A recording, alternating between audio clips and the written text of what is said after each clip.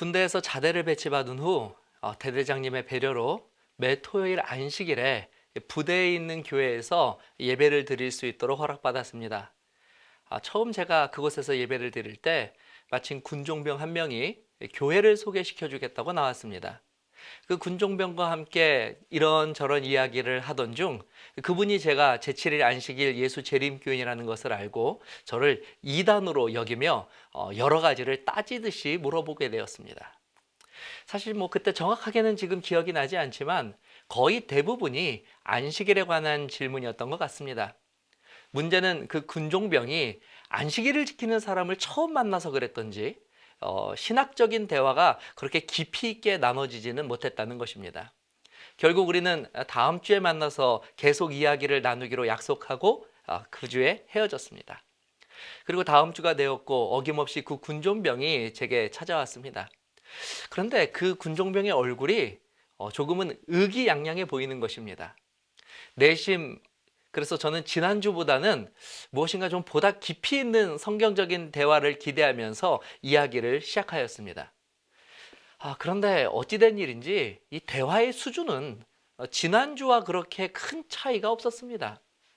그렇게 또 단순한 주장과 고집이 반복되면서 그렇게 대화가 맞춰지려고 하는 그때에 바로 그 군종병이 마치 기다렸다는 듯이 그리고 이 대단한 큰 비밀 하나를 폭로하듯이 제게 말했습니다. 그런데 차일병, 내가 한 가지를 조사해 왔는데 말이야. 아무리 안식일이 성경적이라고 해도 재림교회가 교주 엘렌 화이트를 믿고 구원을 받는다면 그건 어떻게 해도 변명의 여지가 없는 이단이라는 증거가 아닌가? 당시 그 군종병의 얼굴에는 무엇인가 알 수 없는 큰 승리의 기쁨이 스쳐 지나갔습니다. 그런데 그 군종병의 기대와는 달리 이 대화는 사실 매우 싱겁게 맞춰지고 말았습니다. 왜냐하면 이 부분은 저도 동의하는 바였기 때문입니다. 저는 이야기했습니다. 맞습니다. 엘렌 화이트를 믿고 구원을 받으면 이단이죠. 그리고 엘렌 화이트는 재림교회의 교주도 아닙니다. 저희도 구원은 예수 그리스도를 통해서 받는다는 동일한 복음을 믿고 전하고 있습니다. 진리로 풍성해지시기를 소망합니다. 예언전도 세미나 마지막 시간에 오신 여러분 모두를 진심으로 환영합니다.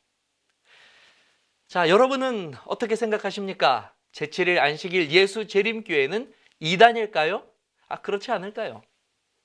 혹시 재림교회를 다니고 계신 성도님들이라면 주변에서 여러분들을 이렇게 곱지 않은 시선으로 보며 이단 혹은 사입이라는 말로 수군거리는 사람들을 보거나 혹은 이런 이야기를 들으셨을 것입니다. 그러면 그때 여러분들의 기분은 어떠하셨습니까? 사실 이 성경에도 이단이라는 단어는 등장합니다. 이 베드로는 초대교회 성도들에게 이단에 대해서 경고하면서 그들이 하는 일과 그리고 이 이단이 가져오는 해악이 무엇인지를 다음과 같이 기록하였습니다. 베드로후서 2장 1절입니다.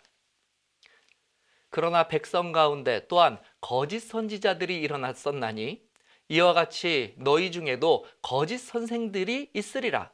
그들은 멸망하게 할 이단을 가만히 끌어들여 자기들을 사신 주를 부인하고 임박한 멸망을 스스로 취하는 자들이라. 베드로는 우선 이 이단들을 가리켜 거짓 선지자 혹은 거짓 교사라고 말하고 있습니다. 이들은 선지자 혹은 말씀을 가르치는 교사임을 자처하는 자들인데 그래서 이들의 겉모습은 거룩한 하나님의 일꾼인 양 행세를 하고 있지만 실상은 성경의 진리가 아닌 임의로 지어낸 혹은 사람들의 인기를 얻기 위하여 꾸며낸 거짓말들을 마치 성경의 진리인 양 사람들에게 가르치고 선포하는 일들을 하였던 자들이라는 것입니다. 베드로는 이처럼 성경에도 없는 이야기 혹은 성경에 있는 이야기지만 그것들을 곡해하고 왜곡한 것들을 가르치는 자들을 통틀어서 바로 이단이라고 정의하고 있습니다. 그 중에서도 가장 우리가 주의 깊게 살펴보아야 할 이단의 가장 큰 특징이자 가장 큰 문제는 이들이 자기들을 사신 주를 부인하도록 만드는 아주 기만적인 행위를 행한다는 것입니다. 자, 여기서 잠깐 베드로가 언급한 자기들을 사신 주를 부인하도록 한다는 그 의미를 우리가 조금 더 깊이 이해해 보도록 하겠습니다. 디도서 2장 14절입니다. 그가 우리를 대신하여 자신을 주심은 모든 불법에서 우리를 속량하사 우리를 깨끗하게 하사 선한 일을 열심히 하는 자기 백성이 되게 하려 하심이라. 우리가 이미 지난 시간에 살펴본 것처럼 온 인류 역사를 통틀어서 오직 죄인들을 위해 자신의 생명을 내어주시고 이 죄인들의 죄값을 대신 치러주신 분은 단 한 분, 예수 그리스도밖에 없음을 확인하여 보았습니다. 오직 예수님께서만 그 일을 하셨고 예수님만 그 값을 대신 치러주셨기 때문에 천하 인간 중에 다른 이름이 우리의 구원자가 될 수 없었습니다. 오직 그 자격은 그 값을 치르신 분에게만 있기 때문입니다. 그런데 이 거짓 선지자와 교사들은 자기들을 사신 주를 부인하는 가르침과 주장을 한다는 것입니다. 그러므로 예수 그리스도를 통한 구원을 거절하고 다른 누군가를 그 구원자의 자리에 두는 것이야말로 사람들을 심판과 죽음이라고 하는 이 절망의 낭떠러지로 몰아가는 이단 중에 이단인 것입니다. 심지어 사도 바울은 이 복음 외에 다른 복음을 전하는 자들에게는 저주가 있을 것이라고 경고하였습니다. 갈라디아서 1장 9절입니다. 우리가 전에 말하였거니와 내가 지금 다시 말하노니 만일 누구든지 너희가 받은 것 외에 다른 복음을 전하면 저주를 받을지어다. 자, 그렇다면 이 재림교회는 다른 복음을 전하는 이단입니까? 우리에게는 정말 많은 사람들의 의심의 그 눈초리처럼 우리만 몰래 숨겨놓고 있는 어떤 그런 믿음의 대상, 그런 교주가 따로 존재하고 있습니까? 제가 목회 안수를 막 받았던 해에 있었던 일입니다. 그때 제가 한 통의 전화를 받았습니다. 그리고 수화기 너머로는 한 젊은 여성의 음성이 들려왔습니다. 혹시 안식교 목사님이세요? 이 안식교 목사라는 말에 저는 정신이 번쩍 들었습니다. 왜냐하면 우리 교회 성도님들은 저에게 그런 호칭으로 부를 리가 없기 때문입니다. 그리고 그분의 목소리는 몹시도 긴장되어 있었고 심지어 떨리기까지 하였습니다. 그러면서 그분은 제게 지금 제가 교회 앞에 와 있는데 혹시 와주실 수 있냐고 저에게 요청하였습니다. 그분이 저에게 전화를 하여 심지어 교회 앞에 와 있다는 소리에 저도 다급하게 준비를 하고 교회로 갔습니다. 그리고 교회 앞에는 정말 저와 통화를 한 이 여성분과 그리고 그분의 두 어린 딸 그리고 어머니로 보이는 여성이 총 4분이 교회 앞에 서 계셨습니다. 그리고 저의 눈에는 이 등에 엎여 있는 그 어린 아이를 제외하고는 그분들 모두가 왠지 무엇인가 크게 두려워하는 표정으로 저를 기다리고 바라보고 있었습니다. 저는 그분들에게 다가가 저의 소개를 간단하게 하고 교회로 모셔서 무엇 때문에 교회를 찾으셨는지 그 자초지정을 여쭤보았습니다. 그리고 그 이야기는 참으로 놀라운 것이었습니다. 얼마 전 함께 오신 그 어머니가 병원에서 그만 암 진단을 받게 되었다는 것입니다. 그리고 평소 신앙이 깊었던 이 어머니는 이 사실을 교회에 알렸고 그 교회에 기도를 요청했습니다. 그런데 이렇게 기도를 요청한 그날 교회 담임 목사님이 예배 후에 이 어머니를 당시 그 교회에서 이 어머니는 권사님이었습니다. 이 권사님을 불러서 다시 한번 상황을 자세히 묻고 기도해 주신 후에 뜬금없이 이런 제안을 이 권사님에게 하셨다는 것입니다. 그것은 권사님, 다음 주부터는 제7일 안식일 예수 재림교회를 찾아가서 그곳에서 신앙생활을 하십시오 라고 한 말을 전하였다는 것입니다. 그분에게는 정말 말도 안 되는 제안이었을 것입니다. 처음에 이 권사님은 물론 강하게 거절했습니다. 그리고 그 교회에서 집사를 하고 있었던 그 따님도 이 이야기를 듣고 역시 이 반대하는 일에 동참하였습니다. 그러나 목사님은 이 말에 진심이셨습니다. 몇 주에 걸쳐서 이 재림교회로 가시라고 강권을 하시다 못해 심지어 우리 교회 주소를 어디서 찾아서 그 주소를 주시면서 다음 주부터는 이 주소로 찾아가 예배하라고 말씀하셨다는 것입니다. 결국 목사님의 강권에 못 이겨 이렇게 온 가족이 재림교회를 찾아오신 것입니다. 저는 이 놀라운 이야기에 너무나 어안이 벙벙했습니다. 다른 교단의 목사님이 그것도 자신의 교회 성도를, 그것도 권사님과 집사님을, 한 가족 전체를 재림교회로 보냈다는 것이 너무나 믿어지지 않았기 때문입니다. 그러나 그것은 사실이었습니다. 우선은 저는 다른 것을 생각할 겨를이 없었습니다. 우선 이 암에 걸린 어머니를 치료하기 위해 최선을 다하였습니다. 정말 할 수 있는 일은 다 하였습니다. 근데 이분의 병세가 워낙 암이 많이 진행된 상태에 오셨기 때문에 생각한 만큼 또 노력한 만큼 이분의 병세가 호전되지는 않았습니다.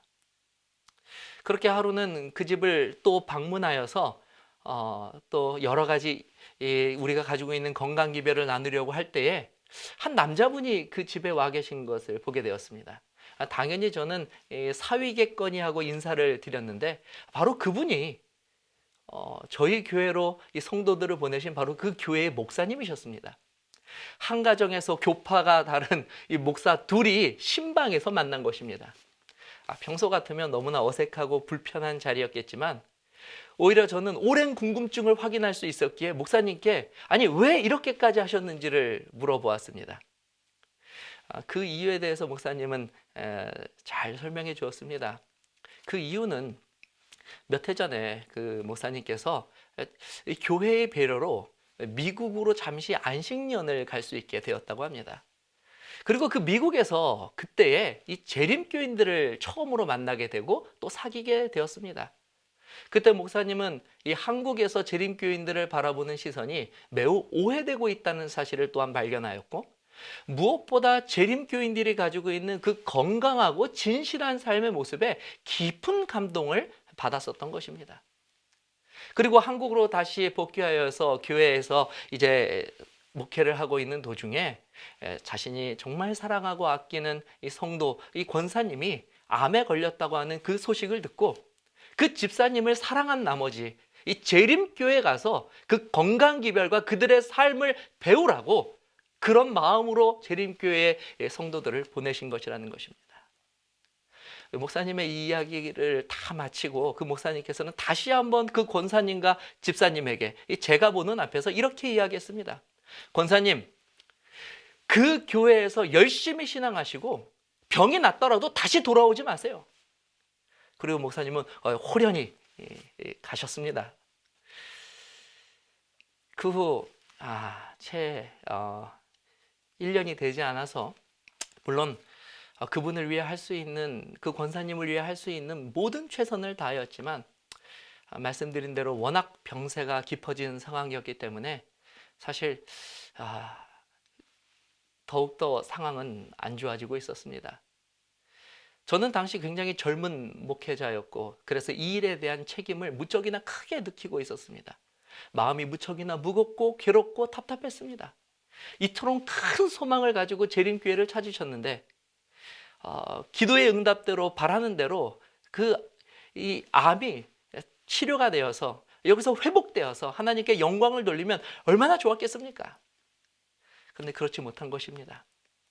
두려움과 공포에 눌리는 나날들이 진행되다가 결국 어느 날 청청병력 같은 소식을 들어야 했습니다. 권사님이 결국 병원에 실려가셨다는 것입니다. 그리고 급하게 찾은 병원에서 의사로부터 더 이상 가망이 없다는 말도 들어야 했습니다. 저는 낙담해서 그분의 병실을 찾았습니다. 제가 병실에 들어온 것을 알고 겨우 몸을 돌이켜 저를 알아보신 권사님은 다행히도 제가 생각하는 것과는 달리 저를 원망하는 모습을 보이진 않았습니다. 그리고 가쁜 숨을 내쉬면서 저에게 이렇게 요청하셨습니다. 목사님, 그동안 수고하셨습니다. 그런데 지금은 저를 위해 예배를 드려주시면 안 되겠습니까? 목사님, 이제 저를 위해서 기도해 주십시오. 그 순간 저는 아직 제가 할 수 있는 일이, 아니, 사실은 제가 정말 해야 할 일이 있다는 사실을 발견했습니다. 그리고 그 일이야말로 결코 실패하지도 결코 실망하지도 않을 진정한 목회자의 사역임을 확신할 수 있었습니다. 요한일서 2장 22절, 25절에 있는 말씀입니다.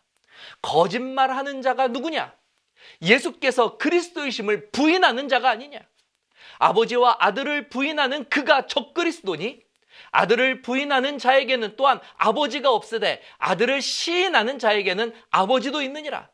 너희는 처음부터 들은 것을 너희 안에 거하게 하라. 처음부터 들은 것이 너희 안에 거하면 너희가 아들과 아버지 안에 거하리라. 그가 우리에게 약속하신 것은 이것이니 곧 영원한 생명이니라. 제7일 안식일 예수 재림교회 목사로서 거짓말을 하는 선지자나 거짓말을 하는 교사가 아니라 참 진리를 선포할 수 있는 복음에 입각한 하나님의 백성, 성도, 복음 전도자가 될 수 있다는 사실이 행복하고 자랑스럽고 기뻤습니다. 그 자리에서 그분의 손을 잡고 간절한 마음으로 권면하였습니다. 권사님, 어려서부터 믿으신 그 예수님과 함께 하신 아름다운 기억들을 지금 이 순간 다 떠올려 보게 되시기를 바랍니다.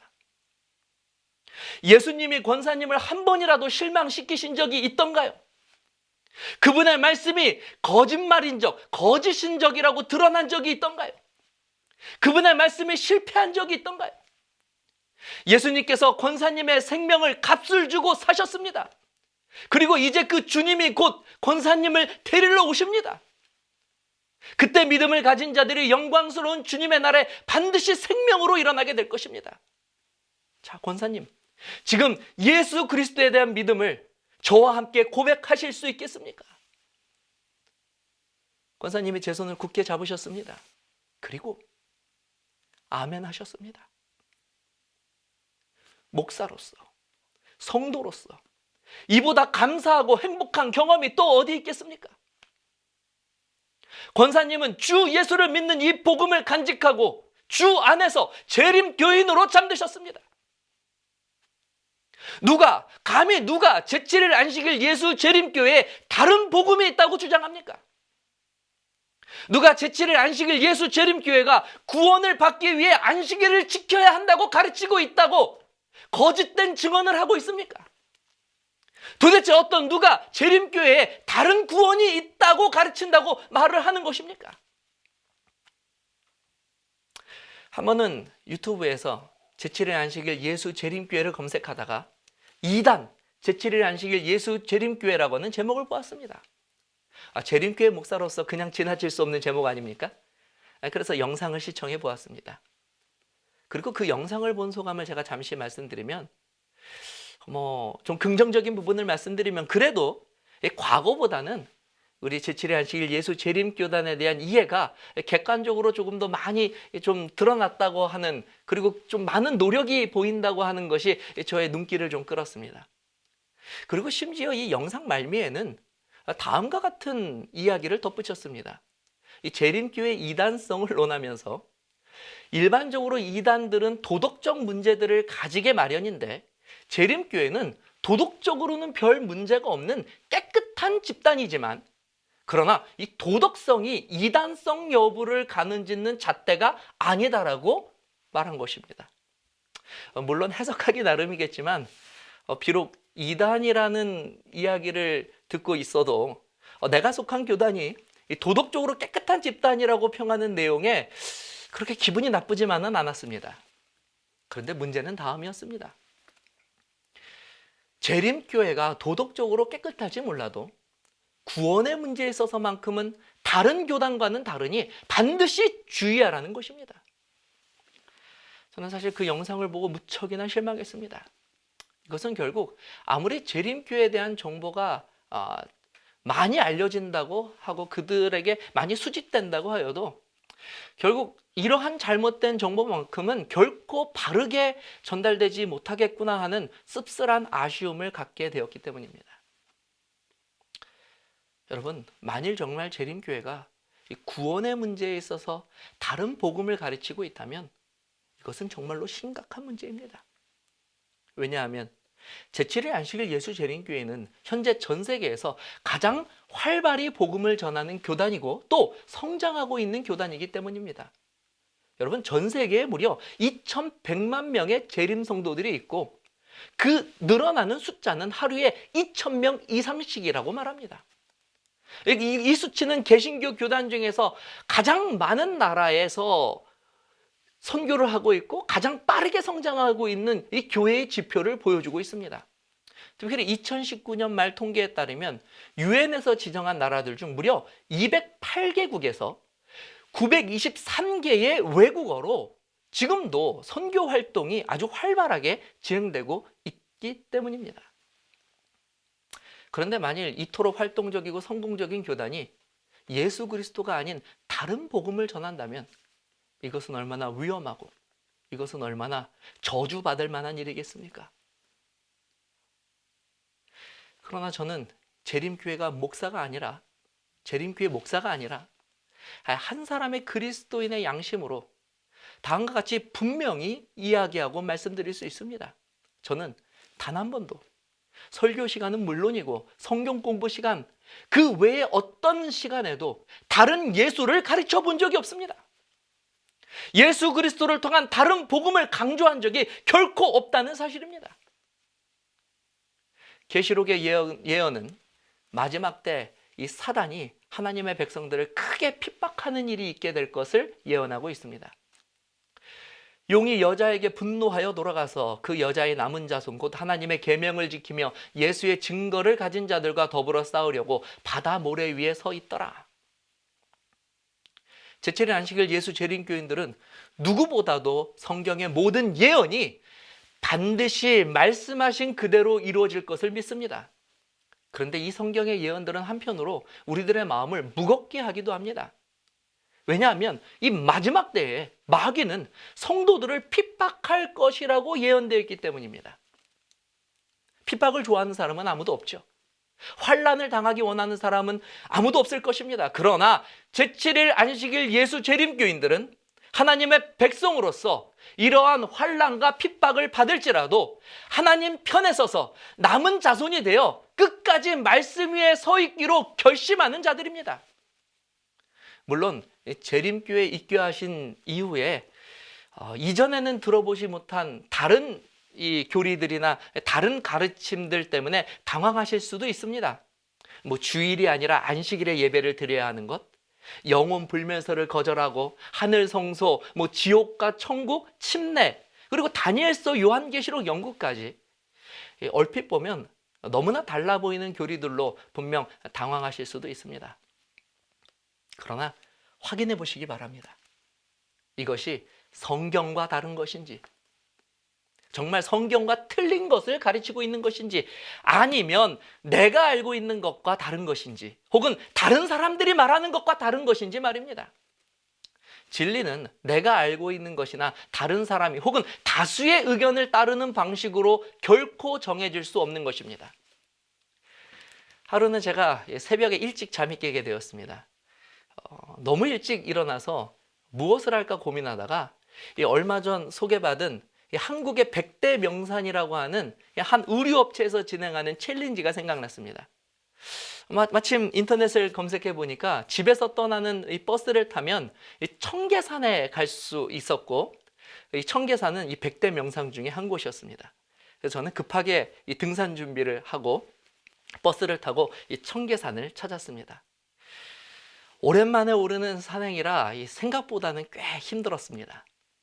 그러나 열심히 올랐기 때문에 마침내 숨을 헐떡이며 드디어 이 청계산 정상에 설 수 있었습니다. 100대 명산의 첫 인증을 할 수 있게 된 것입니다. 제 눈앞에 이 청계산의 정상석이 딱 보이는데요. 가슴이 뛰었습니다. 그리고 그곳에는 이미 저보다 먼저 올라온 한 부녀가 있었는데 그들도 이 정산석에서 자신들이 이 정상에 올라왔다는 인증을 남기기 위한 사진을 찍는데 여념이 없었습니다. 그들의 모습을 보고 있는데 아니나 다를까 저에게 와서 인증사진을 좀 찍어달라고 이야기하더군요. 제가 인증사진을 찍어주었습니다. 그리고 이제 제 차례가 되어서 인증을 하려고 할 때 그분들이 친절하게도 자신들의 이 사진기를 가지고 제 사진기를 가지고 이 사진을 찍어주었습니다. 서로 정상에 선 것을 축하하고 기쁘고 즐거운 마음으로 내려왔습니다. 그리고 그날 저녁 저는 그 인증이 잘 되었는지 이 챌린지 앱을 켜보았는데 그 앱에 나온 내용을 보고 너무나 실망하고 놀랐습니다. 사진에는 이렇게 써 있었습니다. 인증 불가. 나는 분명히 정상에 올랐는데 인증 불가인 것입니다. 그 이유를 찾았습니다. 찾아보니 왜냐하면 당연합니다. 그곳이 정상이 아니었기 때문입니다. 청계산의 정상은 매봉입니다. 근데 지금 보이시는 이 사진에는 글자가 몇 글자입니까? 이 세 글자입니다. 매바위입니다. 한 일설에 따르면 이 정상석인 매봉이 경치가 별로 좋지 않아서 이 매바위를 만들어 놓고 여기에서 이 포토존으로 사진을 찍을 수 있도록 하였다고 하는 이야기도 있습니다. 그래서 정말 많은 분들이 여기가 정상인 줄 착각한다고 합니다. 저도 그날 착각한 것입니다. 그리고 이름도 너무 비슷합니다. 매바위, 매봉. 저는 당연히 이 매바위가 매봉인 줄 알았습니다. 그런데 놀라운 사실은 제가 여기에 더 이상 말을 할 수 없는 이유는 그럼에도 불구하고 이 매바위라고 하는 비석 밑에 이런 글씨가 선명하게 적혀 있는 것입니다. 정상 여기로부터 100m. 100m입니다, 여러분. 고작 100m입니다. 제가 그날 얼마나 고생해서 산을 올랐는데 고작 글씨 하나 다르고 100m 앞에서 인증을 하였다고 하여서 인증 불가를 내리는 것은 너무 잔인한 처사가 아닙니까? 하지만 아무리 성토를 해봐도 바뀌는 것은 없었습니다. 제가 할 수 있는 일은 다음 주에 결국 동료들과 함께 다시 이 정상을 찾아서 제대로 된 그곳에서 정상 인증을 마치는 것이었습니다. 자, 저는 이제 6일간의 모든 말씀을 마무리하려고 합니다. 짧은 기간 사실 제가 생각할 때는 그렇게 많은 것을 다루지 못했다라고 생각합니다. 그러나 이것이 끝이 아닙니다. 여러분들이 이 진리를 시작하는 첫걸음과 그 결심이 되기를 바라는 마음이 간절합니다. 여러분들이 속해 있는 가까운 교회의 문을 두드리게 되시기 바랍니다. 그곳에서는 여러분들에게 친절하고 진실한 재림교인들이 여러분들과 하나님의 말씀 그 진리를 나누기 위해서 준비된 교사로 여러분들을 맞이할 것입니다. 그리고 그들이 얼마나 말씀을 사랑하고 말씀으로 살려고 하는지를 여러분들이 직접 경험하게 되실 것입니다. 그리고 아직 망설이시는 형제 자매님들이 계시다면 이것 하나만은 분명히 기억해 주시기 바랍니다. 진리는 결코 비슷하다고 그것이 진리가 될 수 없습니다. 진리는 많은 사람들이 그렇다고 주장한다고 해서 진리가 될 수 없습니다. 매바위가 매봉이 될 수 없고 100m 전이 결코 정상이 될 수 없는 것과 같습니다. 진리를 찾기를 원한다면 새롭게 시작할 용기도 필요합니다. 100m를 더 가야 하는 우리들의 결단이 필요한 것입니다. 그곳에 진짜가 있습니다. 여러분들이 조금 더 믿음을 가지고 전진하신다면 분명 이전에 알지 못하고 답답해했던 하나님의 말씀의 진수가 선명하게 제시되고 복음의 기쁨이 뚜렷하게 경험이 되는 그 경험을, 그 축복을 여러분들이 누릴 수 있게 될 것을 믿습니다. 지금까지 집회에 참여하신 모든 분들에게 다시 한번 감사드립니다. 여러분들 모두의 바람이 주님 오시는 그날에 다 이루어지기를 거룩하신 주님의 이름으로 축복하며 말씀을 마치도록 하겠습니다. 감사합니다.